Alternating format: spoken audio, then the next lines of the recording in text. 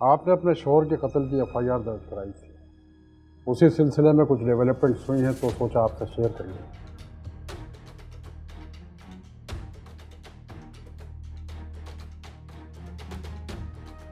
ये आपके शोहर की लास्ट राइड है बाइक पर, और ये उसी रोज़ की सीसीटीवी फुटेज है। अब आप मुझे ये बताइए कि आपके हस्बैंड के पीछे जो शख्स बैठा है, इसको जानती हैं आप?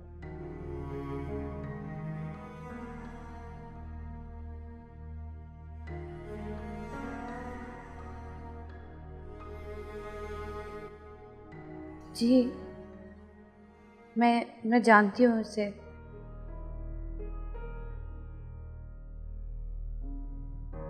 ये मेरे शौहर के बचपन के दोस्त हैं। और क्या जानती हैं इसके बारे में? अक्सर इनका हमारे घर में आना जाना था। तो ये आपके शौहर के साथ ही आते थे या उनकी गैर मौजूदगी में भी? अक्सर मेरे शौहर के साथ ही आते थे। अच्छा, ये बताइए कि आपका इसके साथ क्या रिश्ता है? मेरा मतलब है कि कोई रिश्तेदारी तो नहीं है इसके साथ? नहीं, मेरी कोई रिश्तेदारी नहीं है, लेकिन कोई पर्दा भी नहीं था।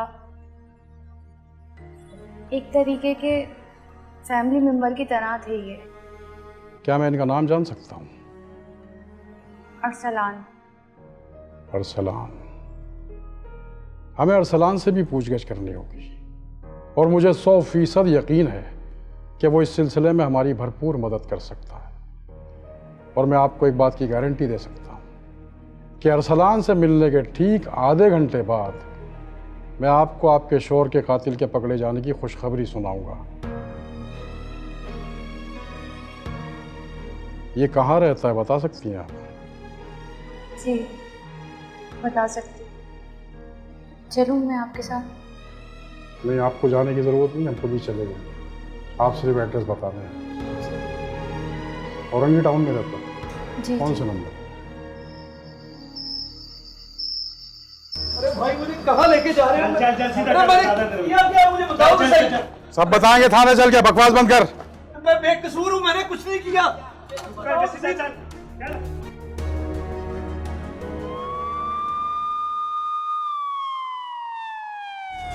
सर मैं बेकसूर हूँ। चलो, इसको लेके चलो। सर मैं कुछ नहीं किया सर। बंद कर इसको लॉकअप में। सर मैं बेकसूर हूँ सर, मेरे बकवास बंद कर। क्या हुक्म है साहब? इसको सुबह तक हवालात में रखो और खूब धुलाई करो इसकी। सुबह मैं इससे खुद पूछगछ करूंगा।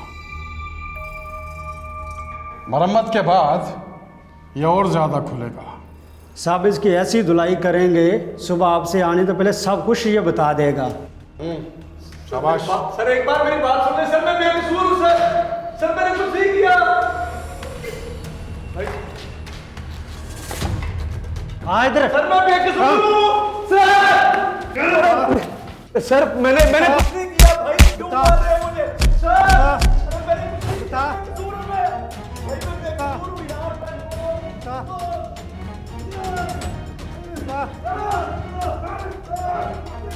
जी राहिला बीबी, अब आप आराम से सो जाइए।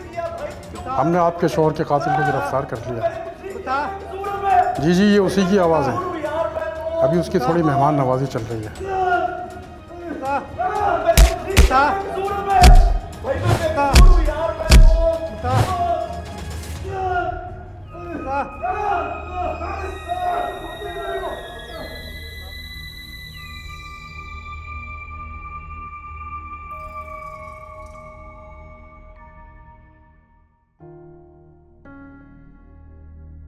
तुम्हारे दोस्त काशिफ को कल सुबह 10 बजे कोरंगी के करीब किसी ने कत्ल कर दिया। क्या जानते हो इस बारे में? सर मैं सिर्फ इतना जानता हूँ, किसी ने उसको बेरहमी से मार दिया। किसने मारा, क्यों मारा, मुझे कुछ मालूम नहीं। और इतनी सी बात जानने के लिए आप लोगों ने रात भर मुझ पर तशद्दुद किया। मैं खुद अपने दोस्त के कत्ल की वजह से इतना परेशान हूँ। ऐसे में आप लोगों ने मुझे मारा, पीटा। मैंने क्या किया था आखिर सर? तो तुम्हें लगता है कि तुम अपने दोस्त के कत्ल के बारे में कुछ नहीं जानते हैं? मैं कैसे उसके बारे में कुछ जान सकता हूँ? मुझे लगता था कि तुम्हारे पास उसके बारे में थोड़ी बहुत तो इन्फॉर्मेशन होगी। अगर तुम उतनी ही हमारे साथ शेयर करो तो हम उस तक पहुंच सकते हैं। मैं बिल्कुल नहीं जानता वो कौन था और उसकी मेरे दोस्त के साथ क्या दुश्मनी थी। तुम्हें वाकई लगता है कि तुम अपने दोस्त के कातिल के बारे में कुछ नहीं जानते? मैं कसम खाने के लिए तैयार हूँ कि मैं कुछ नहीं जानता। मैं आपको कैसे बताऊं सर कि मैंने कितना अच्छा दोस्त खोया। तुमने वाकई एक बहुत अच्छा दोस्त खोया है। अब तुम्हें एक काम करना है, करोगे ना? जी जी बताइए, बिल्कुल करूँगा। मैं तुम्हें उस रोज़ की सीसीटीवी फुटेज दिखाता हूँ, तुम्हें बताना है कि उसमें नज़र आने वाले दोनों लोग कौन हैं। जी ठीक है।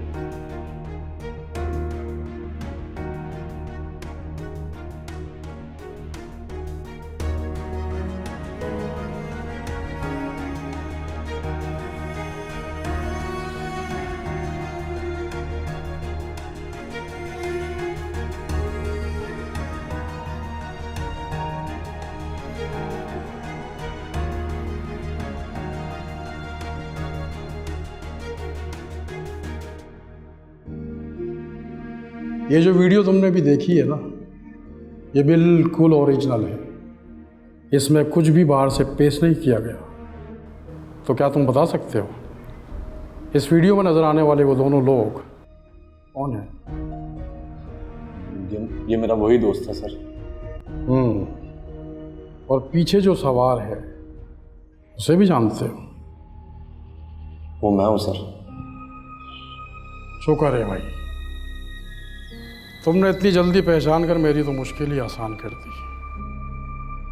अब ये भी बता दो कि जिस दिन तुम्हारे दोस्त का कत्ल हुआ उस दिन तुम दोनों कहाँ जा रहे थे?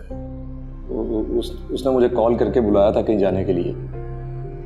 कहाँ जाने के लिए?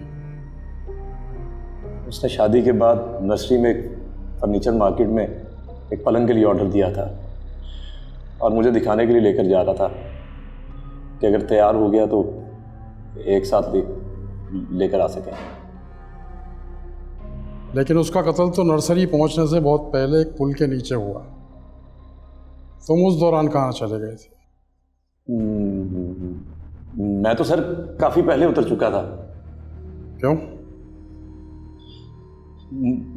मुझे एक जरूरी काम याद आ गया था सर, और मैं बाइक से उतरकर एक बस में बैठकर एक दोस्त से पैसे लेने थे। मेरे पैसों का मामला था, पैसे लेने थे एक दोस्त से, तो वही बस पैसे लेने के लिए चला गया था। अच्छा, तो तुम्हें लगता है कि तुम्हें अपने दोस्त के कातिल के बारे में कुछ नहीं पता कि उसे पुल के नीचे किसने और क्यों कत्ल किया? मुझे वाकई कुछ नहीं पता सर। मैं तो हैरान हूँ कि उसको कत्ल करने की किसी की भी वजह क्या हो सकती है। उसकी तो किसी के साथ भी दुश्मनी भी नहीं थी सर। और आप यकीन माने, मैंने एक बहुत अच्छा दोस्त खो दिया। क्या तुमको वाकई दुख है कि तुमने एक अच्छा दोस्त खोया है? सर मैं अपना दुख बयान नहीं कर सकता आपको सर, बहुत तकलीफ में हूं। अगर ऐसा है तो फिर तुमने उसे कत्ल क्यों किया? ये क्या कह रहे हैं आप?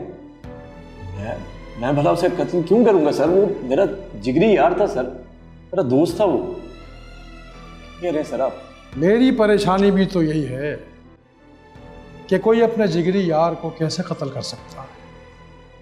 कोई तो वजह होगी जो तुमने अपने इतने अच्छे दोस्त को कत्ल किया। देखिए सर, आप बिला वजह मुझ पर शक कर रहे हैं। मैं भला अपने दोस्त को कत्ल कैसे कर सकता हूँ? चलो, अगर तुमने उसे कत्ल नहीं किया तो फिर एक काम करो, अपने दोस्त के कातिल को पहचानने की कोशिश करो कि उसे कौन कत्ल कर सकता है। क्या पानी प्यास? मैं पानी पी सकता हूँ? पी लो, तुम्हारे लिए रखा है। बल्कि रुको, मैं पिलाता हूँ।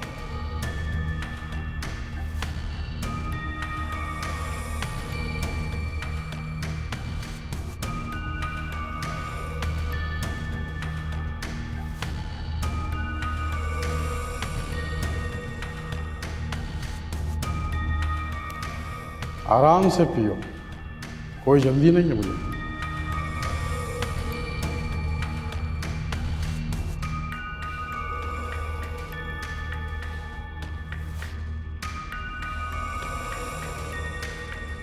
अब ज़रा गौर से इस वीडियो को आगे से देखो, जहां से मैंने पॉज किया था।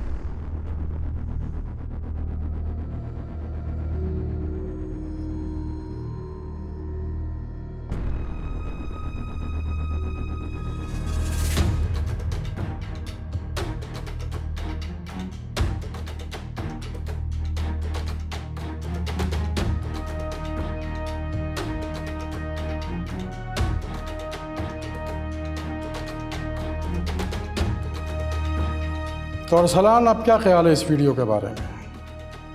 अब तो तुम्हें अपने दोस्त के कातिल को पहचानने में कोई मुश्किल पेश नहीं आनी चाहिए। ये जो सीसीटीवी फुटेज है ये हमने जाए वक़्वा से हासिल की है। क्या अब भी तुम्हें लगता है कि तुमने अपने दोस्त को कत्ल नहीं किया?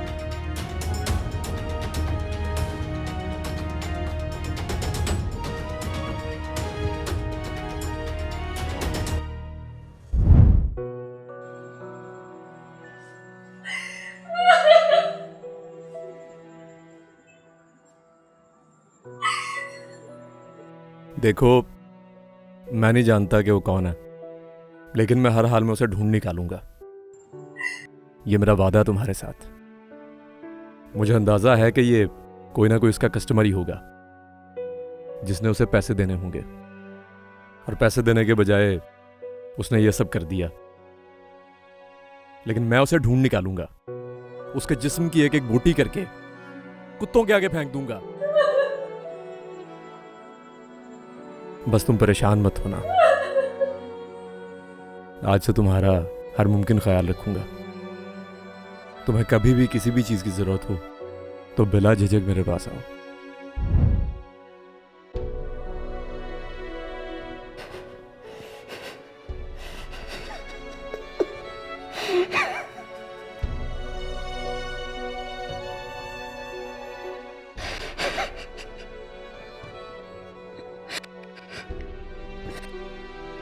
चुप कर साले, इतना बड़ा जुर्म कर दिया, अब रो रो कर किसकी हमदर्दी हासिल करना चाहता है?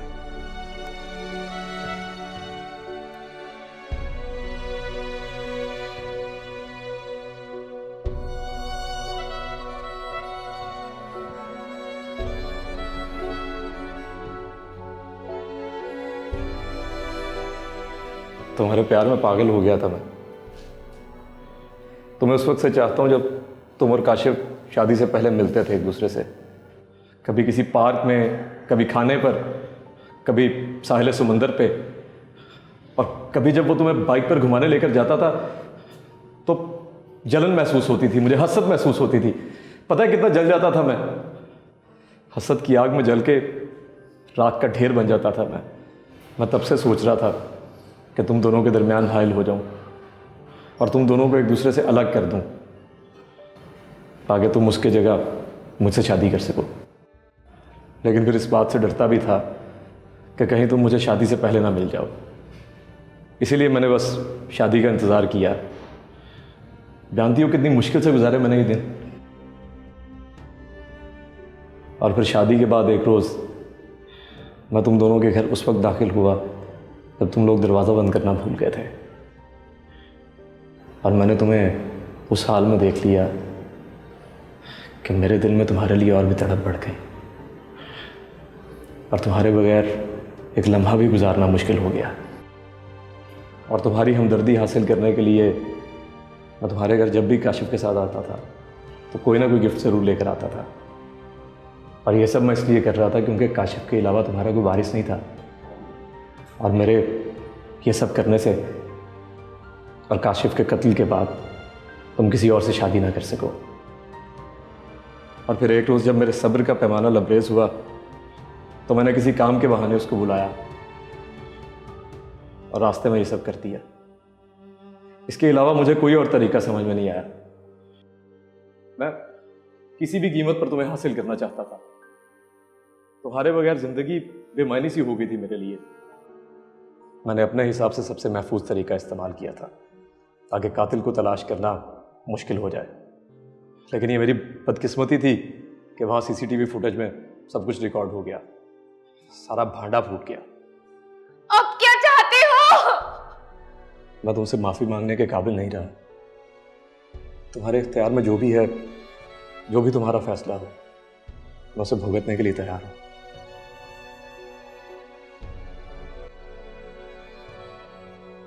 राहिला, राहिला, मेरी बात सुनो। सर,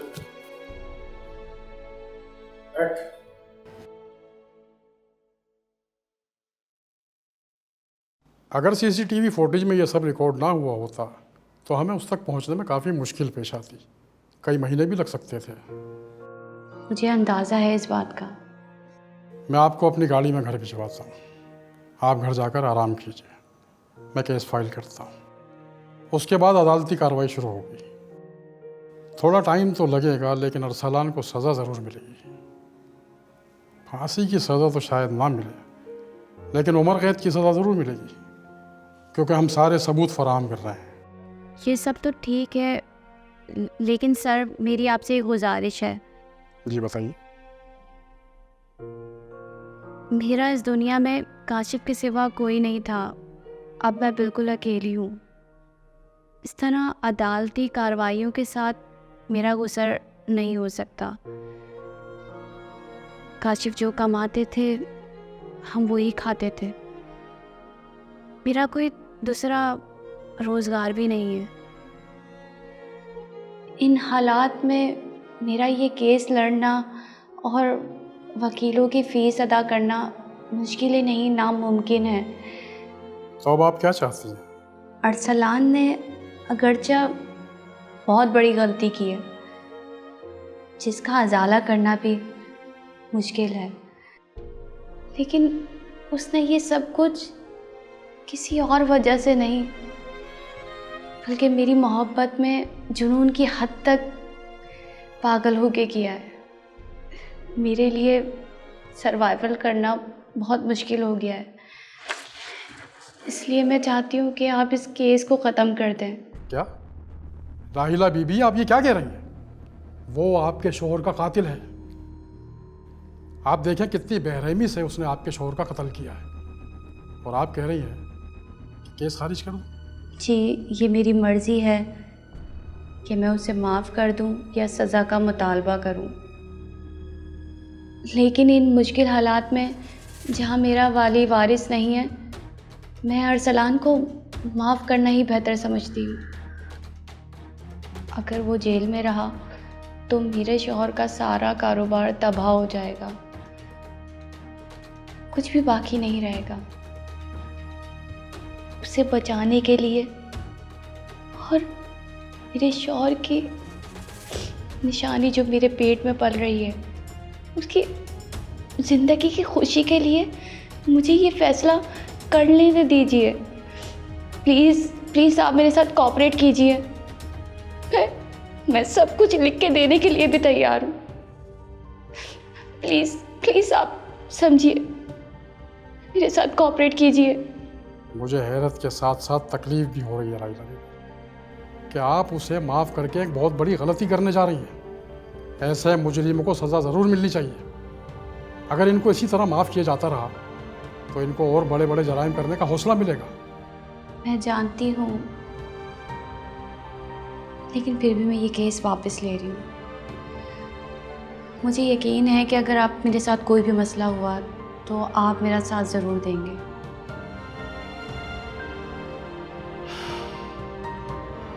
ठीक है, जैसे आपकी मर्जी।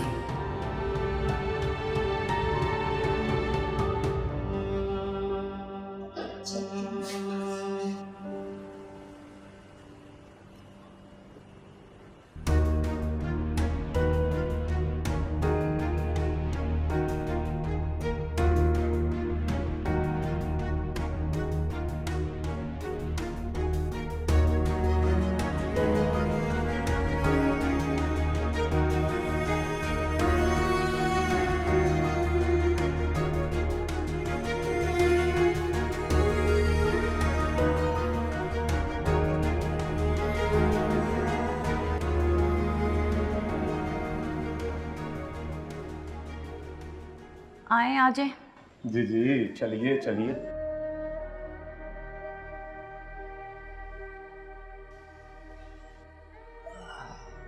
और राहिला जी, क्या हाल चाल? आप तो भूल भाल ही गई हैं। कभी याद ही नहीं करती। चाय लेकर आती हूँ। अरे चाय की क्या जरूरत? चले, ठीक है, इंतजार करते हैं आपका।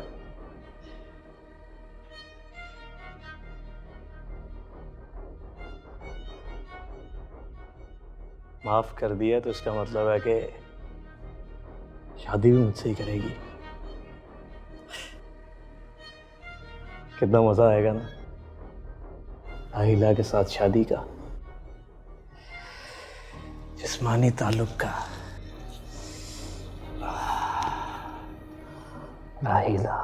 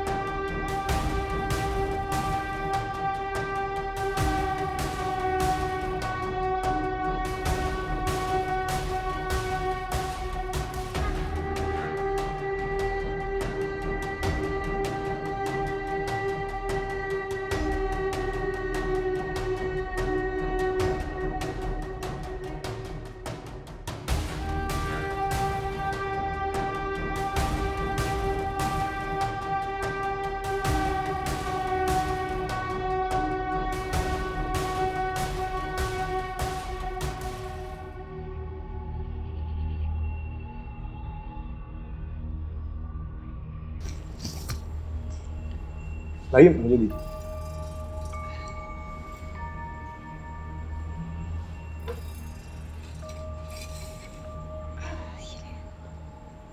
मुझे थाने में इस पुलिस ऑफिसर ने बता दिया था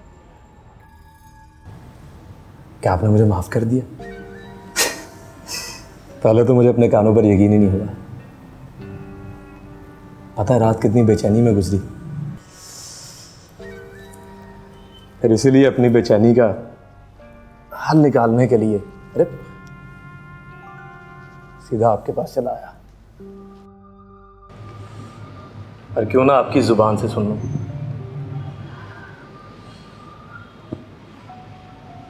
मैंने तुम्हें हमेशा हमेशा के लिए माफ़ कर दिया। मेरे पास अल्फाज नहीं है, मैं आपका कैसे शुक्रिया अदा करूं। मुझे बताइए कि मैं अपनी इस गलती का अजाला कैसे कर सकता हूँ। बस तुम मेरी और मेरे बच्चे की जिम्मेदारी कबूल कर लो। अरे नेकी और पूछ पूछ, बिल्कुल बिल्कुल, मैं सबके लिए तैयार हूँ। इद्दत के दिन पूरे होते ही मैं आपको शादी का पैगाम पहुंचा दूंगी। मैं इंतज़ार करूँगा, लेकिन इद्दत के दौरान भी आप मुझे मौका दीजिए कि मैं आपकी देखभाल कर सकूं, आपका ख्याल रख सकूं, प्लीज़। इजाज़त है। शुक्रिया, बहुत शुक्रिया। चाय चाय तो पी। जी जी ज़रूर। आपके हाथों की चाय कोई बदकिस्मत ही होगा जो छोड़ेगा।